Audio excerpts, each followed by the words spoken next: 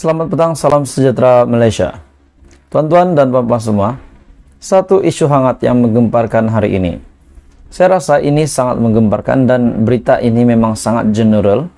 Dan kita boleh juga bahas di sini ataupun kita boleh juga mendengar hujah daripada channel ini berkenaan dengan satu tajuk. Siapa yang tidak kenal Abid Liu? Di mana tular baru-baru ini satu lagi kenyataan yang beliau telah terlibat dengan, saya boleh kata ini satu benda yang sumbang. Terlibat satu lagi berita sumbang, berita yang tidak berakhlak dan tidak sopan. Tetapi sebelum kita teruskan, saya ingin bertanya dengan kamu, selepas saya membaca tajuk berita hari ini, adakah Anda setuju atau tidak? Kamu boleh komen di bawah. Dan saya juga akan komen juga adakah saya setuju atau tidak dengan berita ini.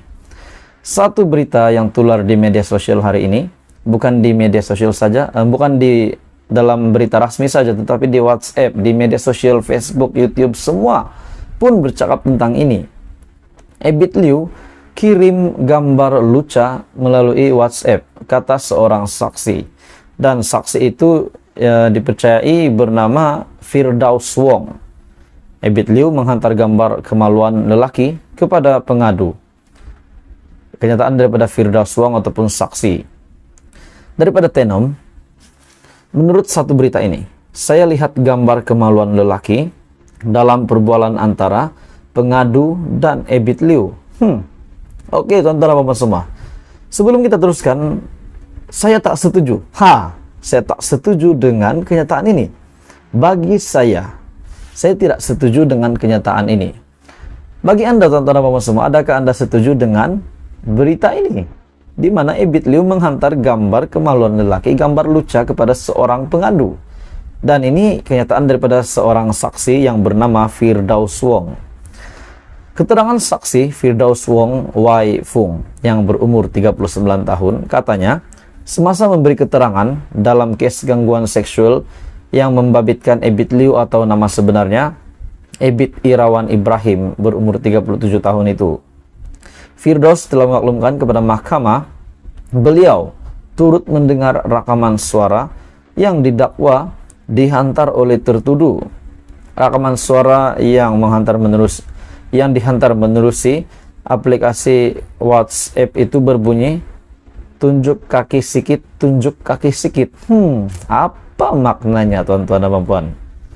Firdaus juga memaklumkan kepada mahkamah, beliau turut mendengar rakaman suara yang didakwa dihantar oleh tertuduh seperti tadi. Firdaus semasa menjawab soalan yang dikemukakan timbalan pendakwa raya Zahida Zakaria yang memintanya menjelaskan message serta gambar luca yang dilihat melalui telepon bimbit, pengadu turut membacakan message berbaur luca tersebut. Menurut Firdaus lagi, yang juga seorang pendakwa, message cerai dan juga ayat luca yang lain dihantar oleh Abid Liu dalam bentuk tulisan atau message yang dihantar melalui aplikasi WhatsApp. Dan beliau juga berkata, semasa pertemuan dengan pengadu dan suaminya melahirkan rasa sedih dan marah, tokoh yang mereka sanjung sanggup menghantar message sebegitu luca, message luca. Jadi tonton semua, ini pasti mengejutkan seluruh Malaysia dan khususnya pemimpin-pemimpin di Malaysia ini yang beragama Islam. Oke, tuan-tuan dan semua, sekiranya benda ini benar, kita perlu berita yang lebih sahih. Tetapi tuan-tuan dan semua, sekiranya Anda semua bertanya dengan saya tak setuju. Mungkin ada beberapa perkara yang miss di sini. Mungkin ada misunderstanding ataupun mungkin ada sesuatu. Tapi kalau kamu mempunyai info yang lebih tentang ini, saya meminta kamu untuk menghantar informasi itu di ruangan komen. Apapun tuan-tuan semua, apa komen Anda berita hari ini, Anda boleh komen di bawah. Terima kasih. Hai semua, salam sejahtera Malaysia. Ada satu isu hangat yang saya nak kongsi dengan kamu hari ini. Tuan-tuan dan puan-puan semua, di dalam sidang Dewan Rakyat yang pertama, semasa usul undi percaya dijalankan di Dewan Rakyat, banyak kekecewaan berlaku, di mana terdapat beberapa pemimpin ataupun ahli parlimen yang lantang suaranya bercakap. Sebelum ini menjadi kerajaan pun lantang, menjadi pembangkang pun bahkan lebih lantang. Banyak yang berlaku kekecohan di dalam sidang Dewan Rakyat baru-baru ini. Tetapi ada beberapa hal yang saya nak kongsi.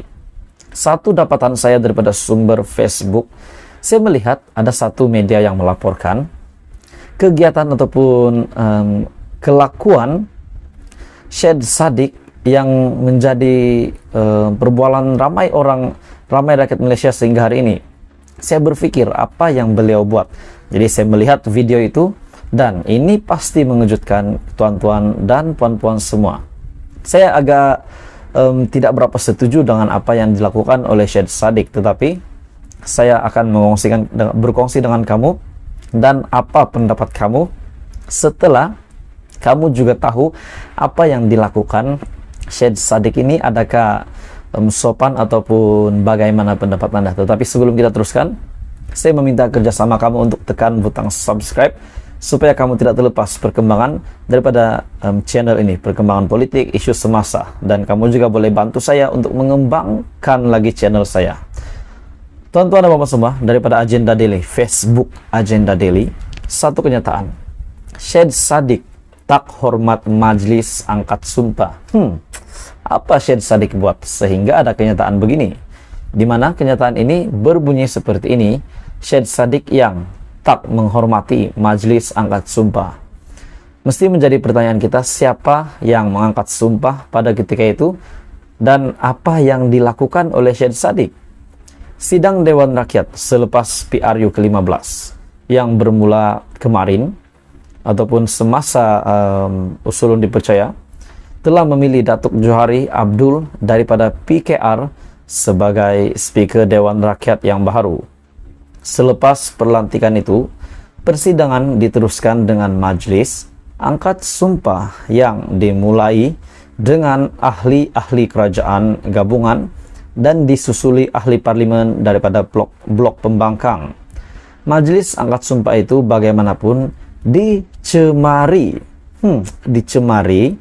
dengan gelagat ahli parlimen Muar Syed Saddiq Syed Abdul Rahman seolah-olah tidak menghormati majlis ketika Datuk Seri Hishamuddin sedang mengangkat sumpah.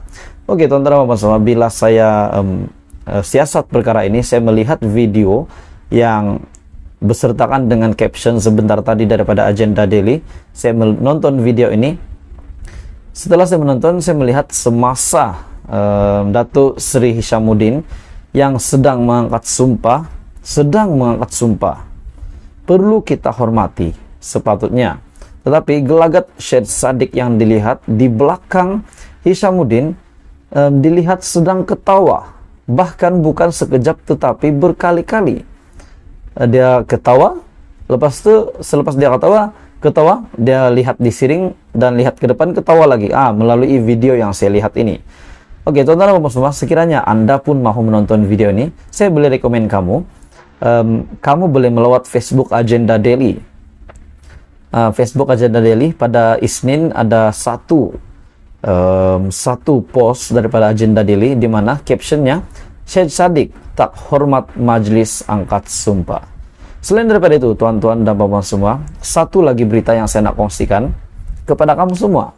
Sudah pasti di Dewan Rakyat banyak kekecohan berlaku, banyak suara berlawan, suara sini tak setuju, suara sini setuju, berlawan-lawan. Jadi hari ini satu kenyataan daripada majority.com.my, perangai masih tak berubah. 5 MP paling kecoh bising di parlimen. Siapa 5 MP ini? Siapakah gerangan 5 MP ini? Selepas bercuti panjang, pintu parlimen sudah dibuka kembali menerusi mesyuarat pertama, penggal pertama parlimen ke-15 yang berlangsung selama 2 hari bermula pada Isnin.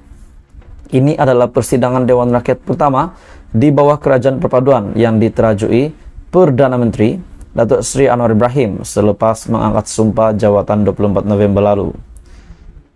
Persidangan ini juga menjadi tumpuan ekoran keputusan Anwar yang ingin usul undi percaya dibawa untuk dibahaskan bagi membuktikan dirinya mendapat sokongan majority. Keputusannya, Dewan Rakyat meluluskan usul undi percaya kepada keabsahan Anwar Ibrahim selaku Perdana Menteri melalui undi suara majority.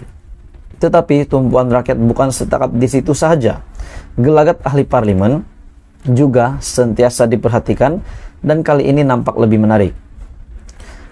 Pertama, ahli parlemen yang dilihat menjadi perhatian ramai, ahli parlemen Arau, Datuk Seri Syahidan Kasim, dan kita dapat melihat juga bagaimana Syahidan Kasim yang menyerang kerajaan di dalam beberapa media, beberapa berita sebelum ini.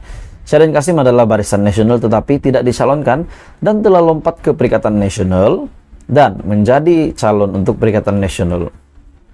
Ahli Parlemen Arau, Datuk Seri Syahidan Kasim, antara pemimpin politik yang cukup dikenali dengan gelagatnya di parlemen. Seterusnya, ahli parlemen Hulu Langat, Muhammad Sani Hamzah. Muhammad Sani Hamzah merupakan muka baharu dalam Dewan Rakyat yang mewakili Pakatan Harapan. Beliau juga memang dikenali karena sering melontarkan kenyataan secara lantang dan begitu juga penampilannya di parlemen. Dan yang ketiga, ahli parlemen Jelutong, RSN Raya. Siapa yang tidak kenal dengan ahli parlemen Jelutong? Sebelum ini kehadirannya di kursi pembangkang dan kini tidak lagi. Raya mempunyai sejarah dihalau dari Dewan Rakyat yang cukup banyak sebelum ini disebabkan sering mengganggu perbahasan. Yang keempat nih, siapa tak kenal Bung Mokhtar. Kalau di Sabah nih nama dia paling top. Sebab ada satu video telur baru-baru ini. Saya tak perlu cakap lah video itu apa. Semasa di Dewan Rakyat. Jadi memang kenyataan beliau semasa di Dewan Rakyat itu menjadi buah mulut orang, menjadi perbualan ramai orang khususnya di Sabah. Ahli Parlemen Kinabatangan Datuk Seri Bung Mokhtar Radin juga salah seorang daripada otai politik yang berada dalam parlemen. Sama seperti Syahidan, Bung Mokhtar juga sering mengeluarkan ayat-ayat pedas dalam parlemen hingga mendapat perhatian rakyat. Dan yang kelima, ahli Parlemen Pendang Datuk Awang Solahuddin Hashim. Ahli Parlemen Pendang juga antara yang menjadi tumpuan dalam Dewan Rakyat kali ini. Baru-baru ini EJK Kerja PAS pusat itu berterusan mengganggu ketika Lim Guan Eng daripada DAP Bagan berbahas, dan sikap beliau itu yang juga dilihat berterusan tidak mengendahkan arahan Datuk Johari Abdul sebagai Speaker Dewan Rakyat yang baru. Jadi itu adalah nama 5 ahli parlemen yang dilihat ada yang masih tak berubah dan menjadi 5 MP paling kecoh bising di parlemen. Oke tuan-tuan dan puan semua, kita selesai sampai di sini saja. Apa komen Anda berita hari ini? Anda boleh terus bersama di dalam channel ini. Tolong subscribe channel ini, tolong like dan share video ini supaya kita dapat mengembangkan channel ini. Terima kasih semua. Jumpa lagi, bye-bye.